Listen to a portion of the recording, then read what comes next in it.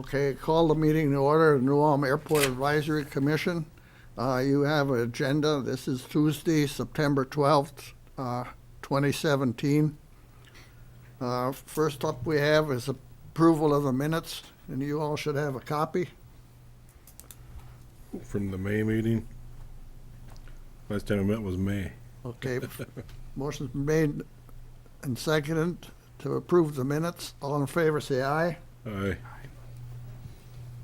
Okay, old business, the status of the master plan, airport layout plan, update, Mead and Hunt memo attached.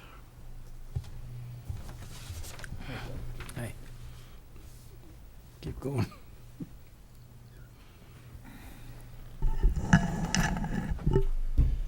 Mr. Vice Chair, as you know, Brian Page is here from Mead and Hunt, the consulting airport engineering firm in New Ulm. Maybe a point of order, are you going to continue with the meeting, or is Chair Tom can Berg? take Okay, over. thank you. Okay. I might as well. Sorry, guys. I shouldn't have answered that phone call. And I can't limp as fast as I need to.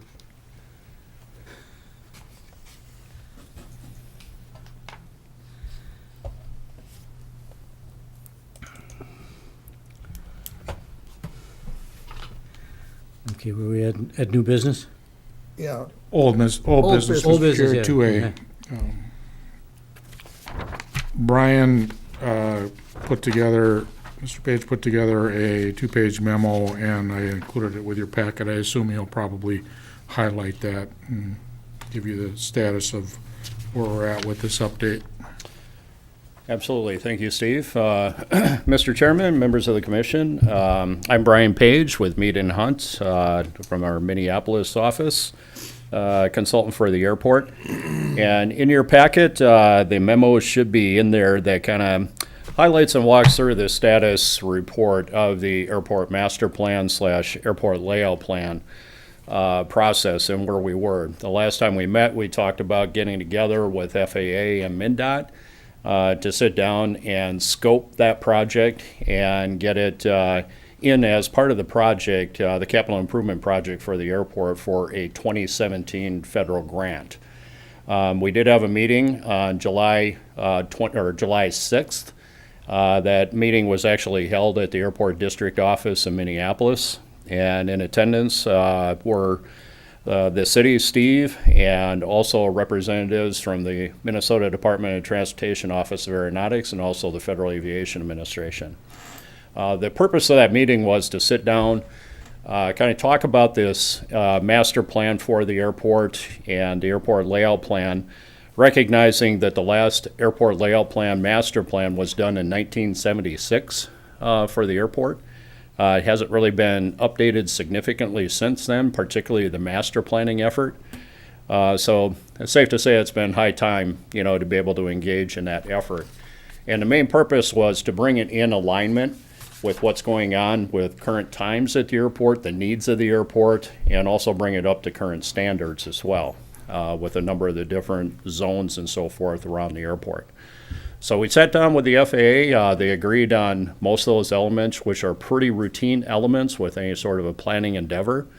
A few things that came out of that meeting that each one of these kind of takes its own shape and form of some specific things that are tailored for the airport needs. Some of those things were highlighted in the bulleted points that you see on the bottom of page 1. One of the things that they had asked that we do and engage in a pretty robust round of user input. We talked a little bit about that. The complexion of the airport is changing. It's constantly changing. Safe to say it's changed quite a bit since 1976. So there are some new aircraft out there, but the folks with the Federal Aviation Administration and MnDOT just wanted to see us make sure that we engage in those folks, hear what their needs are going forward, and make sure that we develop a plan around what those future needs of the airport are going to be. Also, one of the things that they talked about doing, which was a little bit unusual, and that's why I kind of put these things. Most of the other things are pretty routine, but these things are things that are kind of a little out of the ordinary. But one of the things that they recommended that we do is also come up with a kind of a brochure at the end of this, if you want to look at it that way, that talks about the things that need to happen out at the airport going forward. One of the main things is the crosswind runway and addressing that. But to come up with some sort of a tool that the city leaders and so forth are able to use to be able to garner support for this project, either at the local political level or even at the statewide or maybe even national level politically, to be able to garner the support financially and just to be able to get behind the project. So they're willing to pay for that, and that was one of the other elements that they recommended we do here. One of the other things that they did say is to make sure that we don't do away with all of the hard work that's been done on the crosswind planning study over the last couple of years. There's a lot of that information they'd like to see integrated into this airport master plan, so we intend to do that with some of the forecasting information and some of the background information that's been gathered already. One of the things that is kind of new as far as this master planning effort goes, as a matter of fact, as I understand, this is one of the very first projects that MnDOT is going to try this out on. What they're trying to do is actually integrate the airport zoning that is going to be required for the airport and the area around it with the airport master planning process. Now, the airport zoning is something that the Federal Aviation Administration, that's a state statutory thing, and the Federal Aviation Administration doesn't have any interest in that, but they do recognize the state of Minnesota's importance that they place on that to be able to make sure that the compatibility around the airport remains solid, that there isn't any incompatible land use that all of a sudden spring up around the airport. So what they're saying is make sure that that gets included and integrated in this airport master planning process. Now, one of the things that's unique to New Ulm is you have zoning in place for the primary runway, but the crosswind runway currently doesn't have zoning, never did. So what they want to see is they want to see right out of the box is they want to see the zoning for the primary runway updated, and then they also want to see an element added in there for the crosswind, the existing crosswind runway. Get that done in a two-stage process. The first stage being that. The second stage is go through the planning process. Once it's determined where the new crosswind runway is going to be, once that's determined, then go through the process again and rezone for wherever that runway is going to be in the end. So got two stages to it. The first stage is going to happen as soon as notice to proceed is issued for the planning process. The second stage of it was come a little bit later on down the road, probably maybe about this time next year. So those were some of the highlights that came out of the meeting. As part of that, there was a grant that has been offered to the city in order to be able to do this work from the federal side of it. And as I understand, that grant has been approved by the city and sent back to the Federal Aviation Administration as part of their typical sequencing of scheduling. That's correct, Mr. Chair. Mr. Chair, perhaps for the commission, Brian, we've gone through kind of a long process of identifying a proposed new crosswind runway, and the first question I would have is, why are we looking at that again? And maybe you could kind of explain how the FAA did not have that on their list of funding, and that they, in order for them to fund 90% of a $8 million project, we need them on board. So we need to go back and satisfy their desire, and in the meantime, they're going to pay for 90% of this study. So I think it's a smart move, and probably the only way we're ever going to get federal funding for that future crosswind. Mm-hmm. That's right, Steve. One of the things that the FAA has told us is they recognize the work has been done in a crosswind planning study, but there are certain elements to it that they want us to do a deeper dive into. Primarily doing this user outreach, talking to them, find out what kind of needs that they have. We did do a user survey as part of the crosswind runway planning study. We did get some user input that came back through that. but they also want us to kind of do a little bit deeper dig, I guess, into that information and find out if there's any other users out there that might influence on what their needs are going to be. Is it paved? Is it not paved? Is that current alignment? Is there a possibility of making that work somehow? We've exhausted a lot of options and took a look at a lot of these things through the crosswind planning study work that's already been done. But the FAA seems to be thinking that we need to kind of have them be part of the process as well. And they do want to attend some of these user input meetings. So, a long story short, I think Steve hit the nail on the head that we need to bring those folks along because, quite frankly, they're going to be paying about 90 cents on the dollar for the ultimate construction out there at the airport. They're not quite there yet.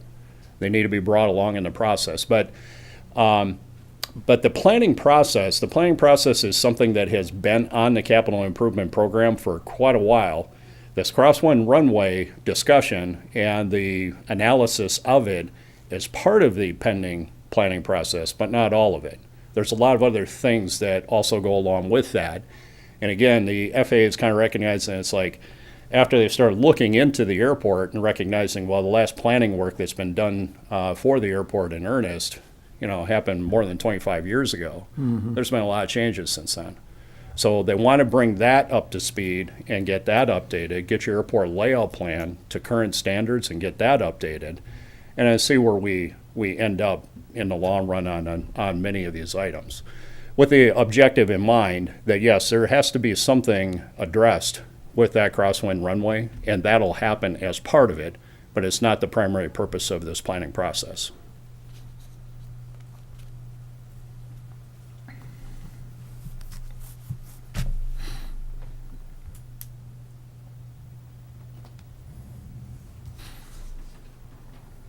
So, Mr. Chair, just to refresh the commission's memory, the minutes of the May 9th meeting reflect in new business that this commission directed us to submit a federal grant application for the master plan and ALP update.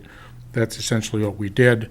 We received the grant, which is, it's kind of a little backwards. Usually you get the planning document and the task order from the consultant and then the grant, but we've got the grant in place now to handle 90% of the master plan and ALP update. So that's where we're at. We just wanted to update you on the status of where we're going, that we've got that accomplished as you've recommended. I had a question Sure. on this zoning. I understand I think I understand what you're saying, is that we're gonna have to do the zoning in two pieces. I mean, the first one is we've got to get some zoning on the existing runway, and then ultimately zone the new runway whenever that happens, and then the old one will sunset. That is correct. Yeah, okay. Now, the existing runway, we're talking about the crosswind again now, is if we zone that like it should be, there's obviously some things in there that shouldn't be in there. Now, how does that all work? That's a good question, Mr. Chair. What we would be looking to do is, there was discussion that day on July 6th about that there are some things out there that would require us to be able to pursue basically a non-standard, type zoning approval for the existing crosswind runway. And there seems to be an appetite for that at MnDOT. There was an initiative just this last year to try to push that through the state legislature to be able to more or less streamline a process that would allow airports to kind of be able to more or less customize their zoning at the various airports. And quite frankly, that's one of the issues that the state's had at a lot of airports, municipal airports, for a long, long time, is it's just kind of a one-size-fits-all that they've tried to imply, I guess, to all these different airports throughout the state. But they didn't get it done, but it does look like there is a process in order to be able to apply for what they call an exemption on some of these areas that are out there. And the state's just looking at it from the perspective that yeah, we understand that there are some issues out there right now, today. But at the same time, we're going to try to prevent anything else for the time being until we get this issue straightened around with that crosswind runway as to what's happening. But right now, you've got nothing out there. So it's really kind of meant as kind of provide the city with a tool to be able to prevent any sort of future or additional incompatible land uses at the ends, or particularly at that east end of the runway. Okay. And quite frankly, that might be another process that may be pursued even in stage 2, is looking at going that non-standard route, depending on where that ultimate crosswind runway is going to be. We think we know where it's going to be, and we did a lot of discussion and talked a lot about that during the focus planning study. But at the same time, we still, remember, I got to bring the FAA along and coming around to that conclusion as well. And that's kind of where we're at with it. But if that's the case, it may lead to looking at possibly a non-standard exemption clause for New Ulm in that respect as well on stage 2.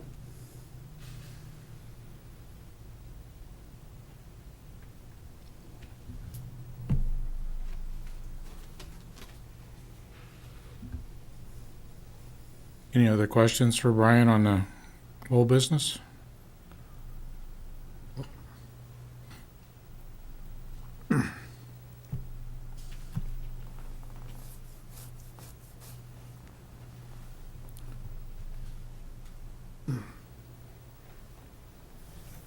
Would you like to move into new business, Mr. Chair? I guess we could, yeah. Let's get on to new, consider recommended approval of task order number 2015-01 for airport engineering services to Mead and Hunt Professional Services contract to deliver the master plan, ALP update, and updates to the airport zoning ordinance, task order number 2015-01 attached. Mr. Chair, I could introduce this if you'd like me to. Please. We had, of course, the master plan airport layout and zoning update just summarized by Mr. Page. And as part of that process, he mentioned we met with the FAA and MnDOT Office of Aeronautics. And we had quite a back and forth on the scope of services that would be necessary to provide those updates. And this is the culmination of those meetings and back and forth that would provide the tasks to accomplish those updates. The total cost is just under $290,000. It's split between the funding is split between the master plan and ALP update and the zoning update. I think Brian mentioned the FAA will pay for 90% of the ALP and master plan update. They won't participate in the zoning update, but MnDOT will up to approximately 80%. So and also MnDOT will kick in 5% on the master plan and ALP update. So of the $290,000, I think I've calculated the city cost is probably $26,000 in that neighborhood, which we have in our budget. So we're hoping that you will recommend to the city council that we move forward with this task order. If you had any particular questions, we could try and answer them. It's a rather lengthy document. So we'll need a motion to that effect. To recommend city approval from the city council, and we'll take it next Tuesday. As I mentioned, we already have the federal grant to cover the federal side. Yeah. So I make a recommendation that we authorize to go ahead and, for this task order, and go to the council. I'll second the motion. Okay. Made and seconded. I'll second. Any, all right. Any commentary? Any questions? All in favor? Aye. Aye. Against? Motion carries.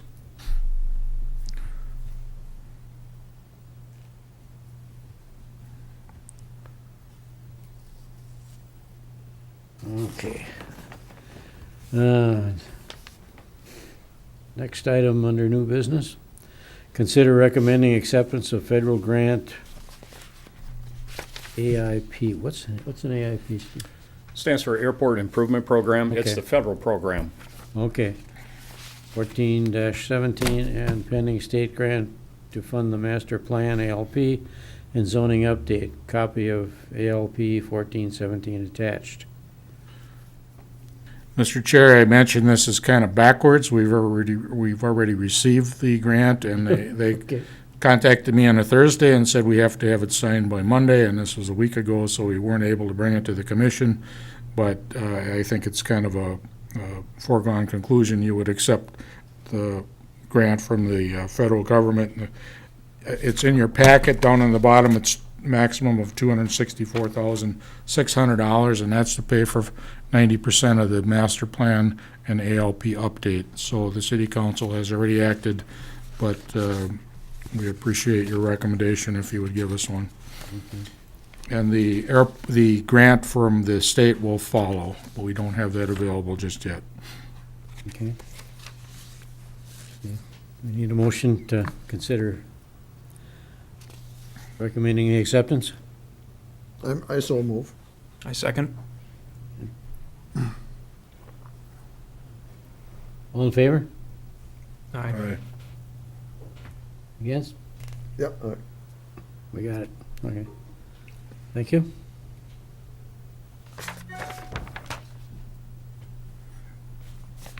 Consider recommending that the Joint Airport Zoning Board be reestablished to facilitate an airport zoning update.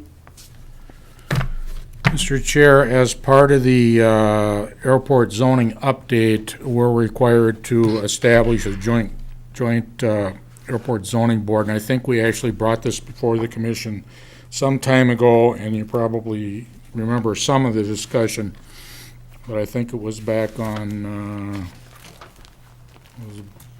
April of 2016.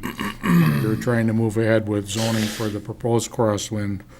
This particular work will include, as Mr. Page mentioned, the zoning update for the change in the primary runway, as well as the existing crosswind and the future crosswind when that alignment and location is finally determined as part of the master plan. So we're looking for a recommendation. There's kind of a lengthy process we have to go through, and we have to invite the township and the county and the city representatives to serve on a board. And if you recommend that to the city council, we would bring it back to you, I guess, and kind of go through the process. Okay, now, as far as the particulars on this, I've never done this before, so we recommend it to the city council. Well, Mr. Chair, I haven't done it either. It was done in the late 70s. Yeah, you weren't here then either, were you? Yeah, so as I understand the process, and Mr. Page might have some comments, that's how I understand it. Yeah. You recommend it, and the city council authorizes it, and then we work it out. Have you've been involved in this process before? We have. Our firm has assisted a number of different municipalities with this, and this isn't unlike most of them, that most of them haven't gone through the process anytime recently. The board, many folks don't even know who the board members are anymore or what are established in the day. But essentially, the state has really done a pretty good job of helping out different municipalities just like New Ulm. And they do have a 10-step process that pretty much spells everything out. And there are some sample forms that are basically available in order to be able to help you through that process. But the way it works, or the way to look at it, is when you talk about the zones, there's essentially 3 zones around an airport. A, B, and C is what they're commonly referred to as. And Zone A is essentially defined as being 2/3 of the length of the runway that you're actually zoning for, with Zone B being that final third. So essentially you have the length of the runway off of both ends of the runway, and that's how far it goes out. Then you also have a conical surface. Mr. Chair, you might be familiar with the conical surface around the airport. That conical surface is Zone C. Any jurisdictional area or body that falls within that footprint, if you would, should be invited to come because they will be impacted by the future zoning potentially for the airport. So essentially, the way it works is the governing body that is responsible for the airport, whoever owns it and maintains it, would be the person to initiate this step, to be able to invite these other jurisdictions to be able to participate in this joint board. So there is a letter, form letter that, or sample letter that the city could use. I would advise that maybe have your city council or your city attorney maybe take a look at it, just make sure that it's good for the city. And then if it is, then that would be the first document that would go out to all the different jurisdictions, and we can help with that process. We can help with actually defining what zones and what areas and all this good stuff as the initiating this process. So what you would do is get participation or invite participation from all these jurisdictions, and then the next process would be is each jurisdiction would be invited to actually have 2 members appointed by its jurisdictional body to participate in the board. And that's the second part of, there is another sample out there about how to do that and how to pass resolution for that. So that would be the process, and then once that's gotten through, that would establish that board. And then once the board is established, then you get into the meat and potatoes and start that zoning update or the zoning process itself. Mr. Chair, Brian, correct me if I'm wrong, but the facilitation of that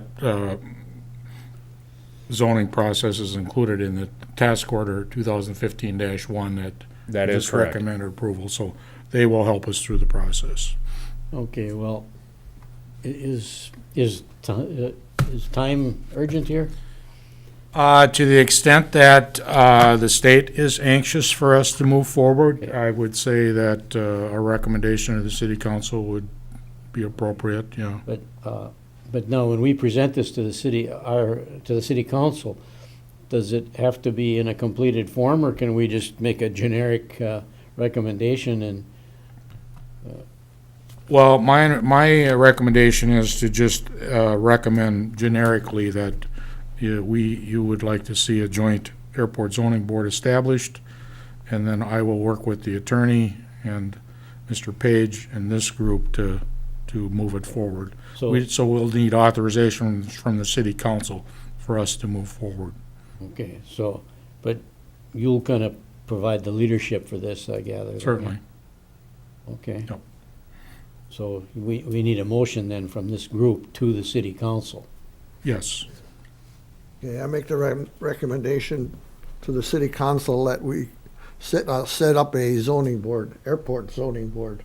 I'd second it. Any discussion? All in favor? All right? Aye. Okay, motion approved. Okay, that pretty much covers everything, and unless somebody else has something here.